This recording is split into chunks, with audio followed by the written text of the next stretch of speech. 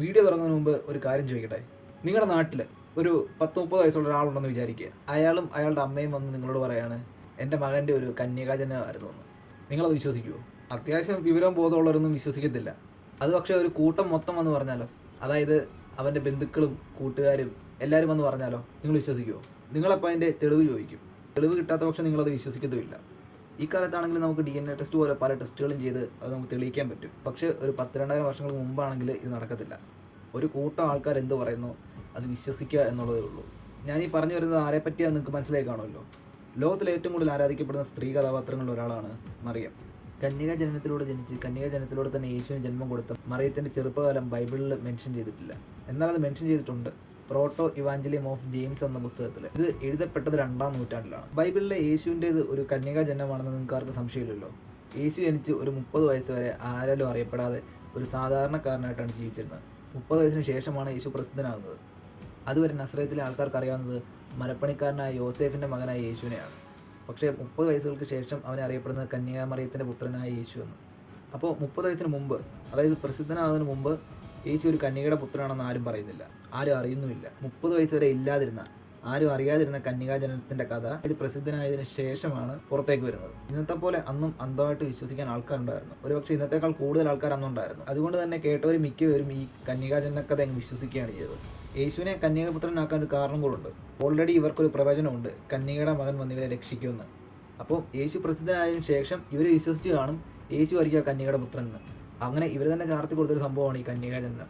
ഈ കന്യകാജനത്തിൻ്റെ കഥ ഇന്നാണ് പറയുന്നതെങ്കിൽ നമ്മൾ ഉറപ്പായിട്ട് പൊളിച്ച് കൈ കൊടുക്കും. പുള്ളി ഒരു കന്യകാജനത്തിലൂടെ ഉണ്ടായ ആളല്ല, പുള്ളിയുടെ ഫാദർ ആരാണെന്നും എല്ലാം നമുക്ക് തെളിയിക്കാൻ പറ്റും.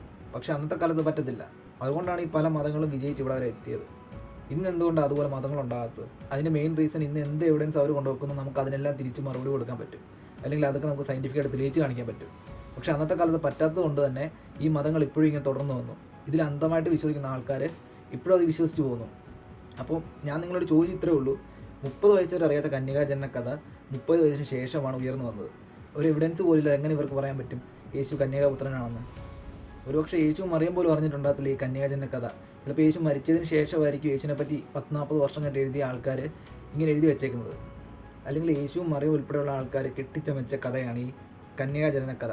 കാരണം ഓൾറെഡി അവർക്കൊരു പ്രവചനം ഉണ്ടല്ലോ, ആ പ്രവചനം പൂർത്തീകരിക്കാൻ വേണ്ടി മാത്രം, അല്ലെങ്കിൽ ആ പ്രവചനത്തിൽ പറഞ്ഞ ആൾ ഞാനാണ് എന്ന് തെളിയിക്കാൻ വേണ്ടി മാത്രം.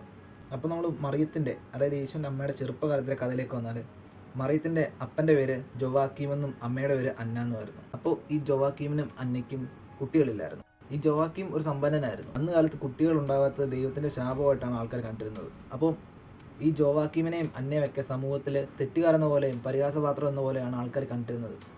അങ്ങനെ ഒരു ദിവസം ഒരു ദേവാലയത്തിൽ പോയ യോവാക്കീമിനെ അവിടുത്തെ പുരോഹിതൻ വളരെ അപമാനിക്കുകയാണ് കുട്ടികളില്ലാത്തതിൻ്റെ പേരിൽ. അപ്പോൾ ഇതിലും മനംനൊന്ത യോവാക്കീം 40 ദിവസം ഉപവസിച്ച് പ്രാർത്ഥിക്കുന്നു. അന്നയാകട്ടെ വീട്ടിലിരുന്നും പ്രാർത്ഥിക്കുന്നു. അങ്ങനെ 40 ദിവസത്തെ പ്രാർത്ഥന കേട്ട് മനസ്സലിഞ്ഞ ദൈവത്തിൻ്റെ ദൂതൻ യോവാക്കീമിനെ അല്ല അന്നയെ കാണാൻ പോകുന്നു. അങ്ങനെ ദൂതൻ അന്നയുടെ അടുത്ത് വന്ന് പറയുന്നു, നിന്റെ പ്രാർത്ഥന കർത്താവ് കേട്ടിരിക്കുന്നു, നീ ഉടൻ തന്നെ ഗർഭം ധരിക്കും, നിന്റെ സന്തതിയാകട്ടെ ലോകമെങ്ങും പ്രസിദ്ധമാകും. ഇതും പറഞ്ഞൊരു ദൂതൻ അങ്ങ് പോകുന്നു. ഇത് കേട്ട അന്നയ്ക്ക് വളരെ സന്തോഷമാകുന്നു. പിന്നീട് ഈ ദൂതൻ നേരെ പോകുന്നത് യോവാക്കീമിൻ്റെ അടുത്തേക്കാണ്. യോവാക്കീമിൻ്റെ അടുത്തും ചെന്ന് ഇതേ കാര്യം പറയുന്നു. അങ്ങനെ യോവാക്കീമും ഹാപ്പി ആയിട്ട് നേരെ തിരിച്ച് വീട്ടിലേക്ക് വരുന്നു. അങ്ങനെ കുറച്ച് കാലം കഴിഞ്ഞ് അന്ന പ്രസവിക്കുന്നു. അതൊരു പെൺകുഞ്ഞായിരുന്നു. ആ പെൺകുഞ്ഞിന് അവരിട്ട പേരാണ് മറിയം. അങ്ങനെ മറിയത്തെ ഇവർ വളരെ ശുദ്ധിയുള്ളൊരു വ്യക്തിയായിട്ട് വളർത്തുന്നു. ചെളിയുള്ള നിലത്തോട് നടക്കാൻ സമ്മതിക്കത്തില്ല, പുറത്തു പോകാൻ സമ്മതിക്കത്തില്ല, മറ്റുള്ള കുട്ടികളോട് കളിക്കാൻ സമ്മതിക്കത്തില്ല. ഇതൊന്നും ഇല്ലാതെ അന്ന വീട്ടിൽ തന്നെ വളർന്നു. അങ്ങനെ 3 വയസ്സായപ്പോൾ അന്ന ഇവർ നേരെ ദൈവാലയത്തിൽ കൊണ്ടുവിട്ടു.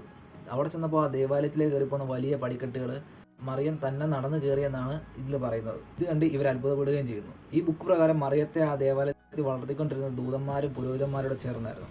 ചില ഭാഗങ്ങളിൽ പറയുന്നത് ദൂതന്മാരാണ് മറിയത്തിന് ആഹാരം വരെ കൊടുത്തിരുന്നതെന്ന്. ഈ കഥ ഇങ്ങനെ എഴുതിയിരിക്കുന്ന വേറൊന്നും കൊണ്ടല്ല, ചെറുപ്പം തൊട്ട് തന്നെ മറിയം വളരെ വിശുദ്ധയായിരുന്നു എന്ന് കാണിക്കാൻ വേണ്ടി മാത്രമാണ്. അങ്ങനെ മറിയം വളർന്നു വലുതായി കൗമാരത്തിലേക്ക് എത്തിയപ്പോൾ അവൾക്ക് അവിടെ താമസിക്കാൻ പറ്റാതായി. പുരോഹിതന്മാർക്കും ആശങ്കയായി, അവളെ പെട്ടെന്ന് കെട്ടിച്ചു വിടണം. അപ്പോൾ അവൾക്ക് വേണ്ടി ഒരു സംരക്ഷകനെ തിരഞ്ഞെടുക്കാൻ വേണ്ടി അവർ തീരുമാനിക്കുന്നു. അങ്ങനെ ഇവർ ദാവീദിൻ്റെ വംശത്തിൽപ്പെട്ട പുരുഷന്മാരെ യെരുശലേം ദേവാലയത്തിലേക്ക് വിളിച്ചു കൂടുന്നു. ഓരോരുത്തരും അവരുടെ വടിയും കൊണ്ടാണ് വന്നത്. പുരോഹിതനാകട്ടെ ആ വടികളെല്ലാം വാങ്ങിച്ചിട്ട് ദൈവസന്നിധിയിൽ വെച്ച് പ്രാർത്ഥിച്ചു. അങ്ങനെ പ്രാർത്ഥനയുടെ അവസാനം നമ്മുടെ യോസേഫിൻ്റെ വടിയിൽ നിന്ന് ഒരു വെള്ളപ്രാവ് പറന്നു വന്നു. അതായിരുന്നു ദൈവത്തിൻ്റെ അടയാളം. യോസേഫിനോട് പുരോഹിതൻ പറയുന്നു, കർത്താവ് നിന്നെ മറിയത്തിൻ്റെ സംരക്ഷകനായിട്ട് തിരഞ്ഞെടുത്തു എന്ന്.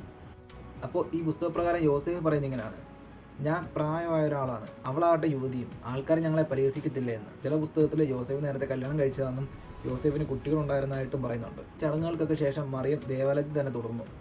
അപ്പോഴാണ് ഗബ്രിയേൽ മാലാഖ വന്നിട്ട് മറിയത്തോട് യേശുവിൻ്റെ ജനനത്തെ പറ്റി പറയുന്നത്. അങ്ങനെ ബൈബിളിൽ ബാക്കി സ്റ്റോറി തുടർന്നു പോകുന്നു. ഇതിൽ നിന്ന് നമുക്ക് മനസ്സിലാകുന്നത്, ഞാൻ കഴിഞ്ഞ വീഡിയോസിൽ പറഞ്ഞതുപോലെ തന്നെ കാലത്തിനനുസരിച്ച് ഓടാത്ത കഥകൾ അവരെടുത്ത് മാറ്റി ഓടുന്നത് മാത്രം അവർ വെച്ചു. അതിപ്പോഴും റൺ ചെയ്തുകൊണ്ടിരിക്കുന്നു, അത്രേ ഉള്ളൂ. കുറച്ചു കാലം കഴിയുമ്പോൾ ഇപ്പോൾ ഉള്ള കഥകൾ മാറ്റിയില്ലെങ്കിൽ ഉറപ്പായിട്ട് സംഭവം പൊട്ടിപ്പോകും.